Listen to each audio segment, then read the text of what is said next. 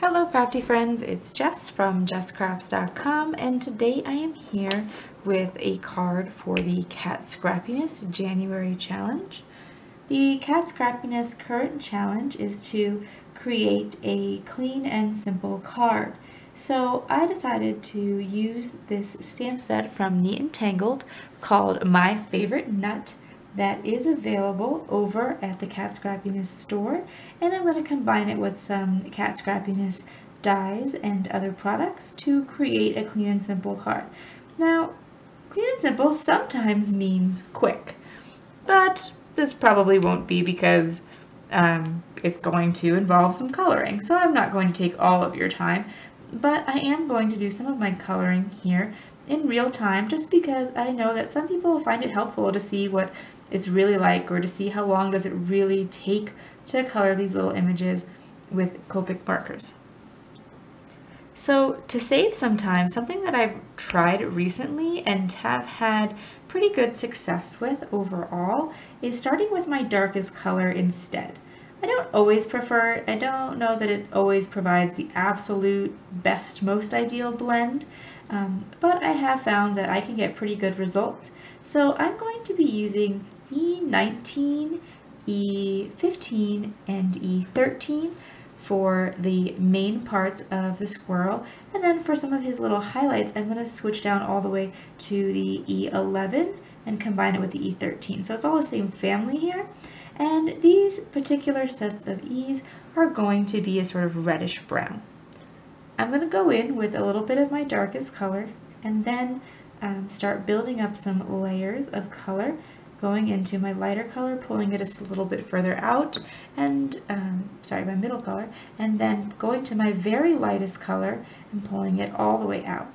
I find that it is quite helpful to work in small areas, even on a small critter, rather than trying to lay on all of your darkest color all over your critter and then moving on to your lightest color. The reason that I find this to be helpful is because it creates a little bit easier of a blending for me personally, as the ink hasn't had time to dry all the way into the page. When it's still wet, I find that it blends it better. Just some personal experience, you may experience different results, and I do know that paper matters quite a bit to how true that is. So I am using the Michaels Recollections 110 pound cardstock. It is relatively inexpensive, especially because you can use some coupons on it. So I think in the US it's $15 for 100 sheets, which might seem a little bit pricey at first, although I don't even think so. Full price seems okay to me.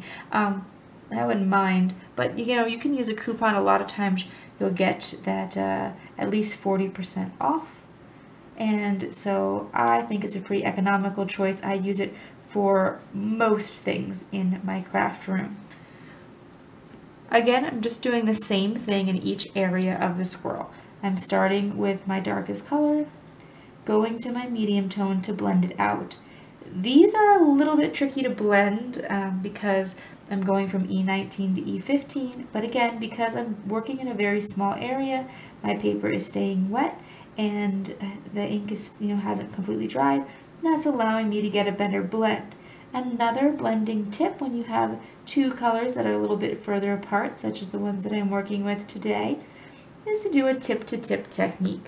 So you would take the medium marker and bring it to the tip of the darker marker to pull off some of that color and create a bit of a shade in between.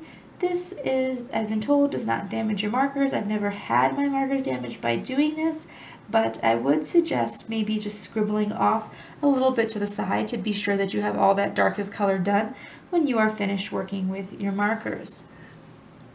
So to go in with the body of the squirrel, I'm just going to do my darkest color now as the E13 instead of the E19 because I'm going to keep this lighter. You could look at a reference photo of a squirrel to kind of see what might be a more accurate way of coloring a squirrel. Perhaps the stripe on the tail or the tummy should be darker. I'm just opting to color it lighter personally just because I don't want my squirrel to overall look too dark.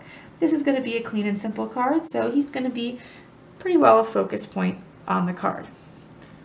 I will do some more coloring of these images off screen. I'm going to take my R20 though, and that's going to be my ear color here. I thought about adding rosy cheeks, and I've actually colored one of these images previously. I'm not sure if you can quite see him, but I had colored that one, and I genuinely tried to add rosy cheeks. But I will say I'm not very good at it. I don't quite know where to place the rosy cheeks on some animals, and then when I do, they don't always look like as pink as I want them to, probably because here, you know, I used a pretty dark color.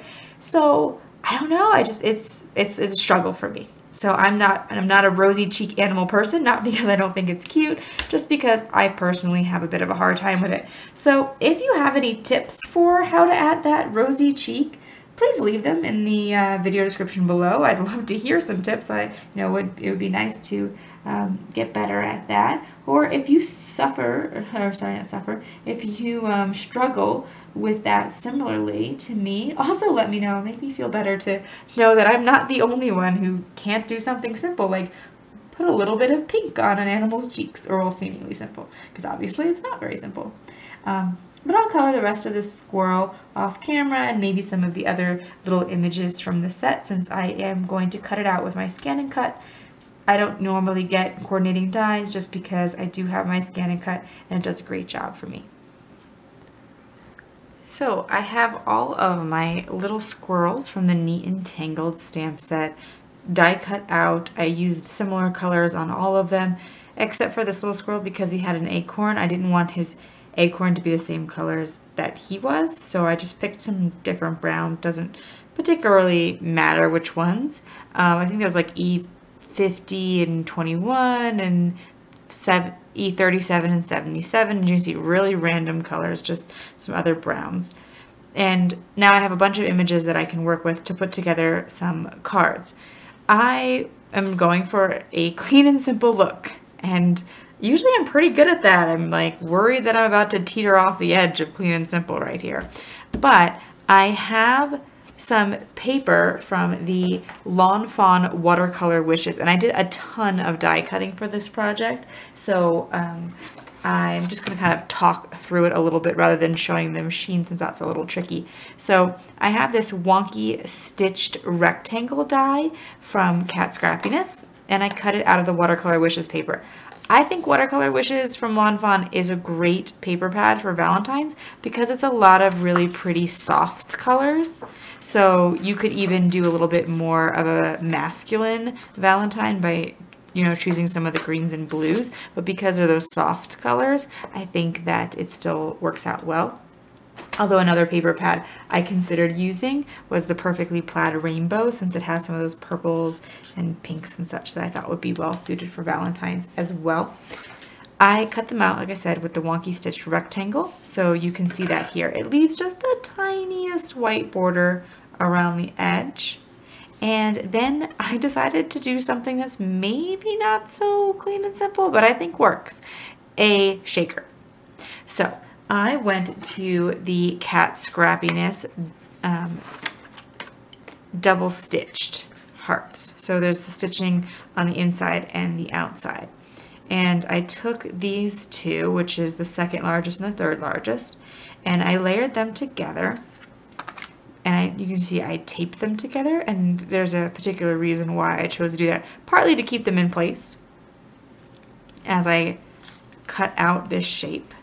And this heart is, you know, not going to be used, but what's nice is because the stitching is on both sides, this heart is still going to be great for another card. So I'm going to hold on to that as a scrap, but actually like a really usable piece for another card. But one of the reasons that I taped these dies together, as opposed to just sending them carefully through my machine, is because to make this shaker, I wanted to cut some foam in the shape of the heart.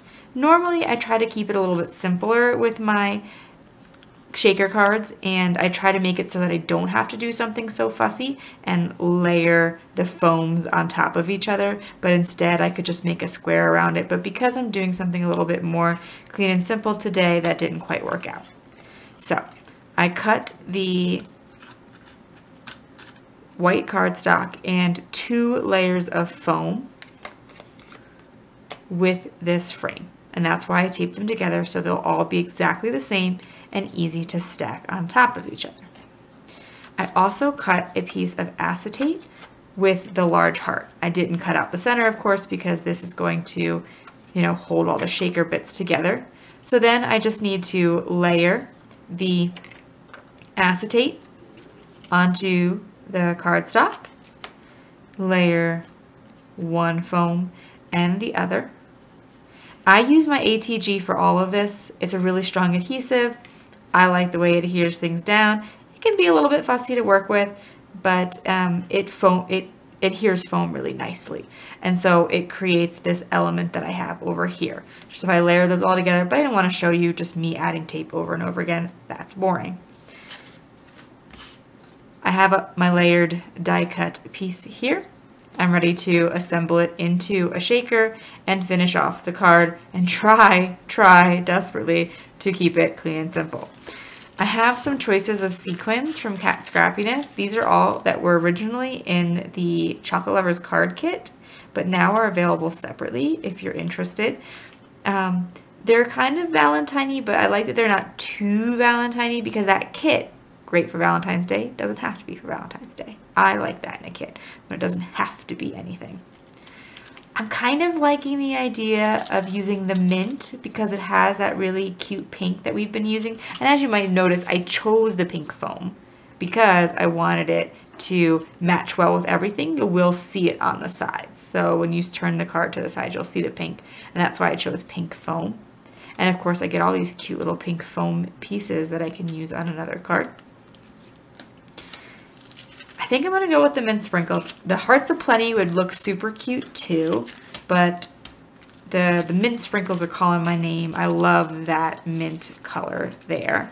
So I'll take those out of the package and just lay a few here in the center. Well, actually not a few. I like to load up my shakers.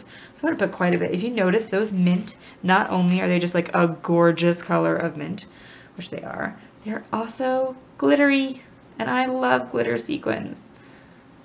If I'm gonna go blingy, I'm gonna go all out. So quite a bit of shaker there. I'm wondering if that's even enough, but I think it is. You could, of course, instead of cutting this out of white cardstock, cut it out of a coordinating pattern, but I'm telling myself that's part of why this is clean, because I have some white in it. I guess, hopefully. Hopefully this qualifies as clean and simple, guys. I don't know, what do you think? Tell me if I went too much. Tell me if I did too much, and this is not really a clean and simple card. The Kat Scrappiness challenge is clean and simple though, so maybe try to be a little more restrained than I am. So some of the adhesive from all those layers are kind of catching the sequins, which I think some people find kind of frustrating, but I actually don't mind too much. It does keep the sparkle throughout the card. But you could tap it down and you can usually get those off, or you could have taken a embossing powder bag and ran it along the edges and got that stick away. So that's just a tip in case you don't like that look. And then I can just adhere my little neat and tangled critter to the front. You could make a little scene with them if you wanted, like having two of them as if they were like, you know, passing, having the heart between them, a little love scene there. Maybe he's bringing her the nut, or you could just keep it simple and add a single individual squirrel and maybe have him offering the nut from the set. As you can see, I'm going to make a few because I colored in a few images. So I'll probably do each of those designs, to be honest, and I think I'll start with this one. Another way I'm going to keep it clean and simple is I'm not going to put a sentiment on the front. I'm going to leave my sentiment for the inside and adhere that down and call it a card. I'll make a second one with some of my other squirrels. Maybe this time I will do the scene since I have all the materials pre-cut. If you like this video, please give it a thumbs up. If you're interested in more crafting tutorials, a lot of time I do voiceovers too, if that's more your style.